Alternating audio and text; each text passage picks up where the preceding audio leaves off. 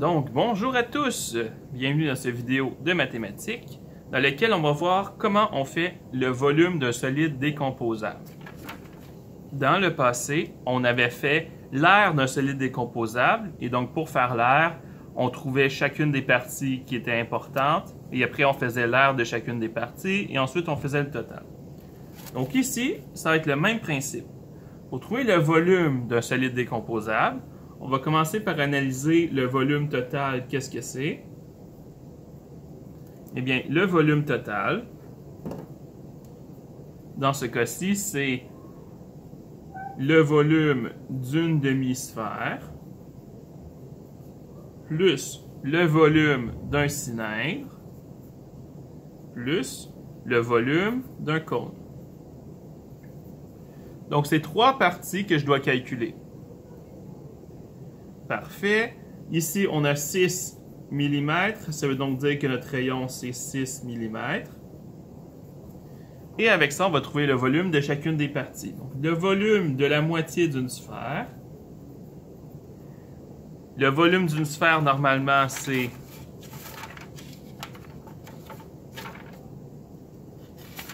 le volume d'une sphère, normalement, c'est 4 πr 3 sur 3. Donc, la moitié d'une sphère, c'est 2 πr 3 sur 3. Donc, le volume d'une demi-sphère serait donc de 2 fois pi fois le rayon qui est 6 exposant 3 sur 3. 2 fois 6 exposant 3 divisé par 3, on obtient 48 pi. Et en nombre décimal, 48 pi, c'est environ 150,796. Ça, c'est des millimètres cubes. Ensuite, le volume du cylindre, c'est égal à l'aire de la base, donc pi r2 fois la hauteur. Et donc, dans ce cas, ça nous donne pi fois 6 à la 2 fois 12. 6 exposant 2 fois 12 me donne 432, donc c'est 432 pi, ce qui est environ 1357,168.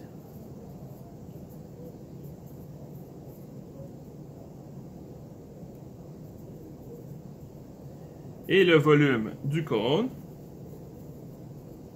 c'est l'aire de la base, donc pi r2, fois la hauteur, divisé en 3 parce que c'est un cône. Et donc pi fois 6 à la 2 fois 18 divisé en 3, 6 exposant 2 fois 18 divisé en 3 me donne 216 pi, ce qui est environ 678,584.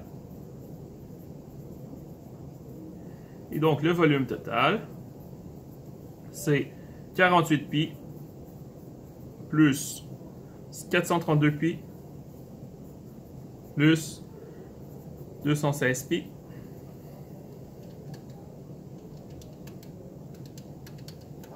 Ça me donne 696 pi.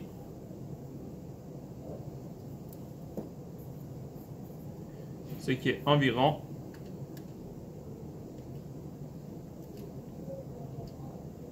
2186,548. 2186,548. Et ça, c'est des millimètres cubes. Donc voilà, pour faire le volume d'un solide décomposable, on commence par séparer notre forme en différentes sections. Donc le volume total, c'était la moitié d'une sphère, plus le cylindre, plus le cône. On trouve le volume de chacune des parties et ensuite, on fait le total. Vous avez d'autres exemples pour ceux qui ont le cahier sommet. À la page 270. Donc, dans les cahiers semelles, à la page 270, on a d'autres exemples. Donc, le crayon, ça ressemble beaucoup à ce qu'on vient de faire. Donc, le volume, on fait le volume de chacune des parties. Pour l'air, on fait l'air de chacune des parties. Parfois, il y aura un problème avec un trou. Donc, si vous avez un trou dans votre problème, eh bien, le volume, il faudra soustraire le volume approprié. Parce que si on fait un trou, on a du volume en moins. Donc, ici, ils ont fait le volume du cylindre moins le volume du trou du cône. Et là, ils ont calculé les volumes. Pour l'air, maintenant, si on faisait l'air de cette forme, il faudrait faire l'air de tout le cylindre. Mais si je fais l'air de tout le cylindre, c'est comme s'il était fermé sur le dessus.